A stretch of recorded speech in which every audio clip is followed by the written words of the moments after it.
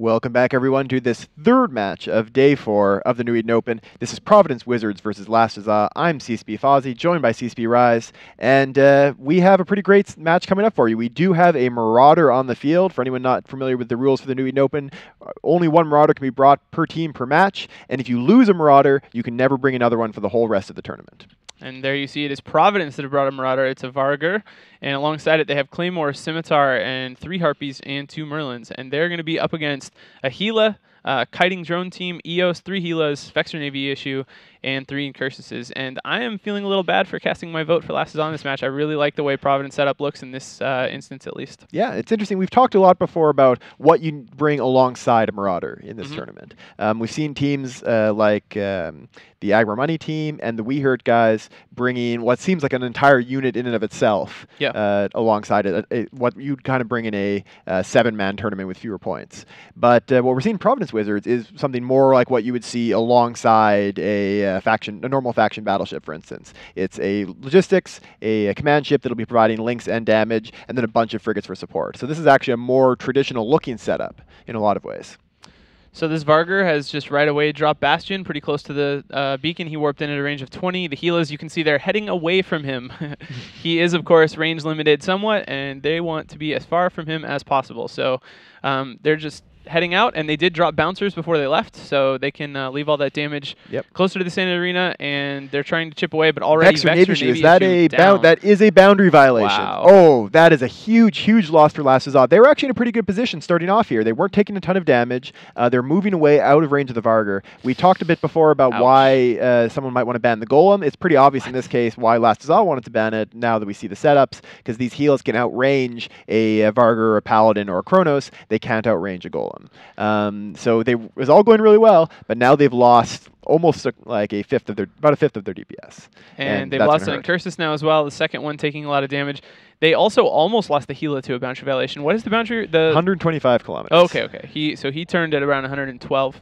Okay, so I thought it was 115 for a second. I was like, that was pretty close. But second Incursus now going down for Last Huzzah, and they are not damaging anything. It looks like the Vargur is actually taking some damage. Yeah. Now, the Vargur, I think, is the worst primary Absolutely. ever They should not be shooting the Vargur. What they need to do against the Vargur, this is not going to have enough damage to break the Vargur. Because you don't have newts, unless the Gila is going close with newts, which they can. Newts are often very common on Gila fits, but if you're kiting like this, you are actually going to not want to be using them. They're kind of a last resort thing.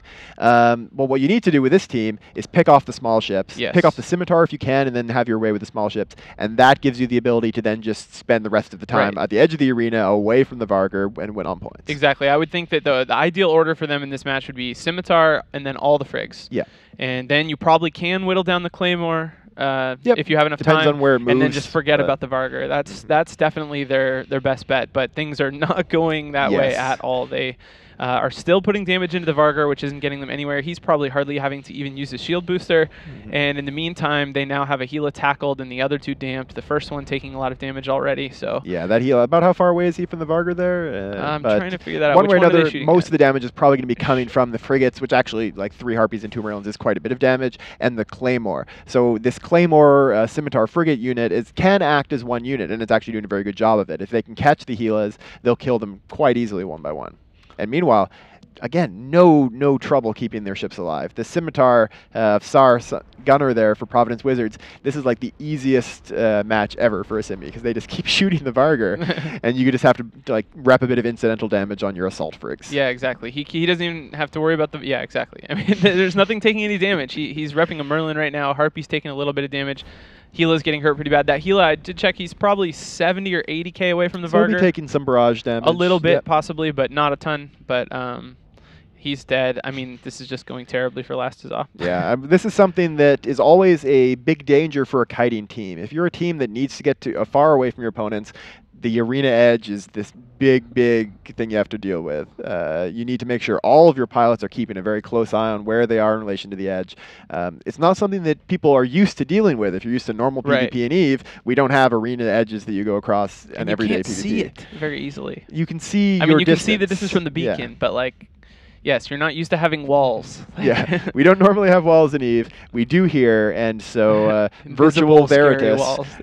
Yes, across the wall, there is a computerized version of CCP Veritas that destroys you. And Gila number 2 heading into structure now and going down. Providence just racking and right then here. Another Gila is tackled. It's worth, like, even though this is a cakewalk for Providence Wizards, it's worth noting that they're actually still doing everything right. I think that in a lot of ways they're using this as good practice for later matches. What you would need to do if you were having more trouble against a kiting Gila setup is have really effective frigate pilots who are getting on top of the Gilas, getting the tackles ahead of time, and then allowing your damage to get on top of them. And you see here, we've got tackles on both the EOS and the Gila. This is exactly what you want to do at this point in the match when the Scimitar can easily keep you both up, and that prevents them from slowing down the match by spreading out across the arena. Just so many strange choices here for Last Huzzah. I think you're right. Providence Wizards definitely deserves credit. This is a strong setup. They've flown it really well. It's not like this was just completely handed to them, but they could have won without flying it very well in this case. They didn't actually need to fly well, but they did anyways, so props to them for that. That's, I think, a good indication for how they're going to do later. I mean, they're going to be up against ISN, so that'll be a very interesting match, actually. Them versus ISN, both teams that have surprised us with how well they've done, and that's going to be a very close match, I think. That does sound like I have a hard time calling that. I'm kind of glad they ran into them. That's cool. That means one of 2 teams that we didn't expect will be making it very deep in this tournament, for sure. Another weird detail here, I'm surprised the Gilas don't seem to have switched to better anti-frig drones. Like once they get tackled, still just have the bouncers I think they're still just sticking with the bouncers. I saw one flight of warriors somewhere on the field, but it wasn't anywhere near that Gila. And other than that, it's just a lot of curators and bouncers everywhere. So okay. They may have at this point just kind of realized. We're seeing not fireworks on like display. it matters so, much, I guess, I think, there Providence it is. winning in style. We have fireworks. That's on the Scimitar, it looks like. Yeah, probably just using the last high if you don't have the power grid or cap to use 4 reps. That is a nice little touch. Actually, it's on the Claymore. Okay. Those are Claymore fireworks. That seems a little bit odd. I guess it might be a super tanked Claymore, and they just don't have the power grid to use hams. It does seem a little weird. I think those are or maybe it might be the missile stream from above, so it might be the Scimitar actually. But Thomas could learn something from the Providence Wizards. No, those are all hams. Killing the EOS last. Yes, the EOS definitely. It is a very dangerous ship now. It used to be a ship that didn't do a lot of damage. Yeah. It just actually recently got a big upgrade. Now it does a lot of drone damage, especially with heavy drones because it has a special bonus for them. Yeah, I think it is actually the Scimitar that is shooting the fireworks. Yeah, those are actual missiles there on the... But it does tank super hard, so it's not an easy ship to kill. And the command ship, a big tournament staple, partially because it provides those bonuses, it provides the damage, and it is just a really difficult ship to get off the field. I wonder if part of the reason that in the last match they went for... the EOS was thinking that because of the bonus it would have at least a significant part of its tank based on reps. Based on active reps, and that they could just turn those off very quickly with the Balgorn, and that would in a way make it more vulnerable than usual just because of having so much new pressure. I don't know.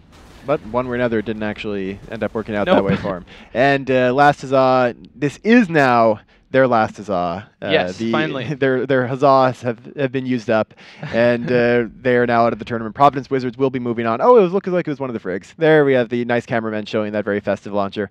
And we will now send you to some ads and be right back.